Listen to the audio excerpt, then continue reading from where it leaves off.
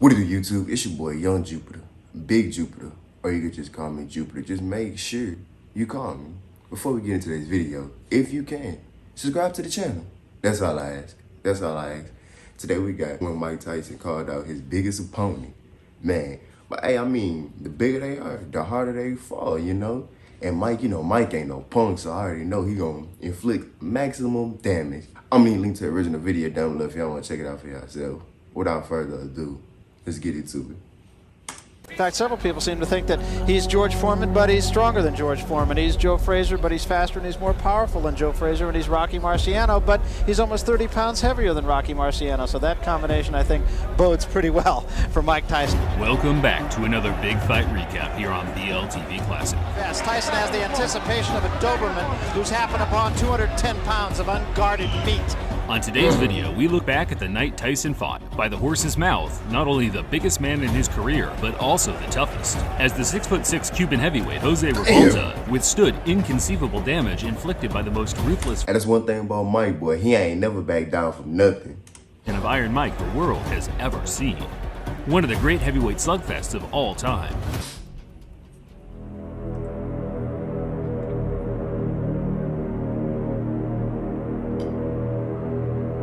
At 5'10½", Mike Tyson was significantly the shortest heavyweight contender. Damn, Mike was only 5'10", going against dudes like they like 6'1", 6'2", 6'5". Ranked by the Ring Magazine's top 10 in the fall of '86.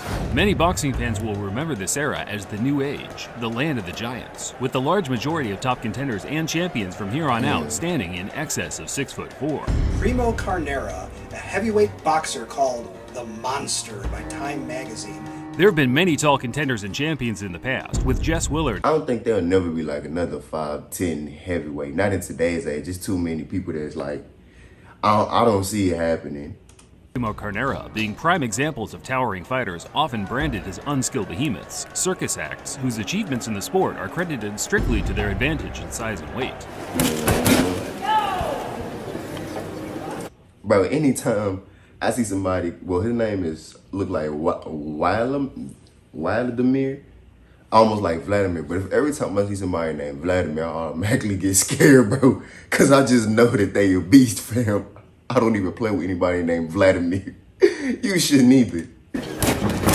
That notion changed drastically with the introduction of world-class trainers such as Eddie Fitch and Emmanuel Stewart, who were fixated on not only utilizing a sizable fighter possesses, but more making their boxing skills comparable to the guys a half a foot or so shorter than them. But right now, Lennox Lewis is giving an old-fashioned movement to David Tua. Once Riddick Bowe and Lennox. See, because the advantage is that reach. When you got that reach, you can do more things. This became the dominant force in the division. Look. Big men have ruled the roost ever since. When I was young, I used to always say, God, I'm just a midget. I'm never going to grow. I'm never going to be anything because I'm too short to do any kind of sports, anything. But then, I started believing in myself and things worked out right. Jose Revolta was one of those classic, long-rangey fighters that dominated the amateur boxing circuit in his teens due to his size being perfectly cohesive with the classy dance-like boxing scene in the States, the 5th Street Gym in Miami. Mike Tyson, here I come. Here I come. Better be ready. Better be ready. By the time Jose turned pro in 1982, he was the #2 rated amateur heavyweight in America, and he used his skills to defeat the usual suspects of journeymen such as David Jacko and Rick Keller in the coming years. Well, he goes up against Jose Revolta, who has to be considered a threat. Jose was robbed of his first moment of genuine boxing notoriety in his 1985 clash with the soon-to-be heavyweight champion James Bone Crusher Smith. Everyone outside of 2 of the 3 ringside judges felt he won with relative ease. Boxing just looked so different back in the day than what it do look like now. I don't know what it is, it just look different. However, dubious decisions are unfortunately a part of the game, and as many fighters have displayed in the past, early setbacks can either make or break a character. And during the Tyson build-up in July 1986, Jose seemed to be peaking, not only physically, but mentally, certain he would be the man. And yet Tyson still wasn't even a champion yet. That's crazy. To stop Tyson's 25-fight unbeaten streak. There's a man that can beat Mike Tyson, is Jose Revolta. There's going to be a lot of people surprised down in Miami when he knocks him out. When Mike Tyson hurt... I mean, of course your manager gonna say you could beat Mike Tyson, and that's what he's supposed to say. Deep down, he knew the truth. He puts him to sleep. If he tags Jose, I hope he don't think Jose's going to lay down. just better be ready to take another shot. And I'm not going to take no credit away from him, but he's, to this day, he hasn't faced anybody that can punch like Jose. But I know he's never been in there with a fighter like me. Watch me fight. Devastation. And give him a slow beating, nearly death. Yes, Tyson has the anticipation of a Doberman who's happened upon 210 pounds of unguarded meat. Tyson met Rebalta at the Trump Plaza Hotel in Atlantic City on August 17, 1986. The tension between the two created a legendary atmosphere among the lucky 1,000 people in attendance. Tyson's snarly grimaces were met by Rebalta's death-defying eyes. It was clear to the viewing audience that they were in for a special night of heavyweight boxing action. Ooh. Just as expected, Tyson is right in the chest of Rebalta. But it seemed like Tyson be taking that first round personal. Left hand at all times. Big right hand again. Yeah, just tremendous body shots and what an uppercut. I told you this first round be personal to him. Hand by Mike Tyson's invited. And there was an uppercut. What a shot. Bro got hit so hard he don't know what happened. He got up like, hey, why y'all let him hit me? A classic right hook to the body, right uppercut combo put Rebalta down at the end of the second round. The sheer power of the uppercut would have been enough to send 99.9% of every human on Earth to the shadow realm. Yet, to the crowd's surprise, Rebalta made it back to his feet with enough stability to slug it out until the end of the round. Bro, look how them punches coming now. Oh my God. Rebalta trying to bang with Tyson and gets off the ropes. There's a good left to the chin.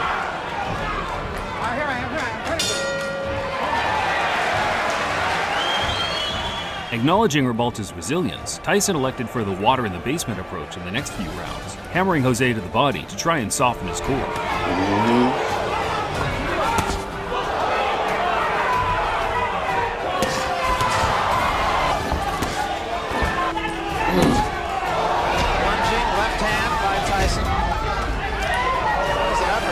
Bro, Tyson taking this like he just punching on him. Rebalta. I mean, no one expected too much from Rebalta. It's a combination from Rebalta and also a low blow by Rebalta. And also, like Tyson's going to say, Bro, Tyson combos is going crazy. He body, uppercut. Man, you can't stop them combos.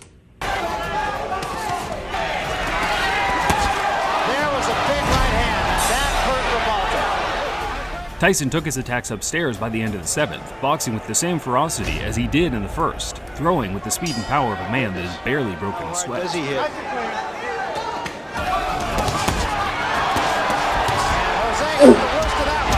Bro, looked like he damn near punched his whole teeth out. Even though it was his mouthpiece, looked like he punched his teeth out. Piece goes, and Tyson is on top of him. There's a big right hand, and Rebalta is about to go. God damn! This is all his thing. And another big right hand, back to the body. There is no spring, and there's a smashing left hand, and wisely, Tyson seems shocked. It's crazy him punching on all these people and he still didn't have a title match yet. That is ridiculous. Rebalta had made it to his feet again. Yet, instead of taking his feet off the gas and cruising to a unanimous decision, he wanted to entertain the fans by closing the show.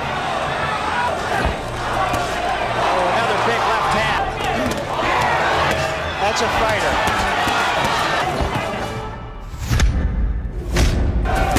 Oh, what a shot! And Rebalta's down. And that's it. Look, the ref like, nah, bro, you gotta stop. Just stop. He telling him stop. Tyson knocked out Rebalta in the 10th in a manner I'm sure the great Customato himself would have been proud of. But as always, HBO's Larry Merchant was underwhelmed by his performance and grilled the aspiring champ in the post-fight interview. Mike, this guy was a tougher nut to crack than you thought, I bet. Very enough. He had his mind concentrated. He was going to fight, and he did well, and I commend him very dearly. What made him so tough? The fact that he fought back, unlike the other fighters who've taken you this far? Most definitely, he fought back, and he had the idea in his mind he wasn't going to get knocked out. But as you notice, he was knocked down, but wasn't knocked out because he had his mind conscious of that. Are there too many expectations of you, Mike? Do you think that if you don't, you're in a bind that if you don't When you go into the top, there's always gonna be a hater like this, bro. Honestly, knock him out early, if you're not cause he couldn't even get in the ring and do that. out early, everybody says the other guy was a bum. If it goes this far, everybody says you can't hit that hard. Well, what can I say? This happened. Tyson showed a lot of class in his response by simply acknowledging that Ribalta was as tough and game as they come. In an interview for Ring Magazine in 2014, Tyson named Ribalta as the most durable fighter he'd ever faced, along with the strongest, claiming that the Cuban was very strong in clinches. Professional record, 32 wins, 9 defeats. If Tyson had never met Ribalta, I doubt that there'd be even a single person who would have expected him to put up such a brave effort against the prime Mike Tyson, because after the match, his career went more or less down the drain, certifying himself as a bona fide journeyman by his mid-20s. Ribalta retired after 5 straight losses in 1999, yet to this day, he still wants a rematch with Tyson.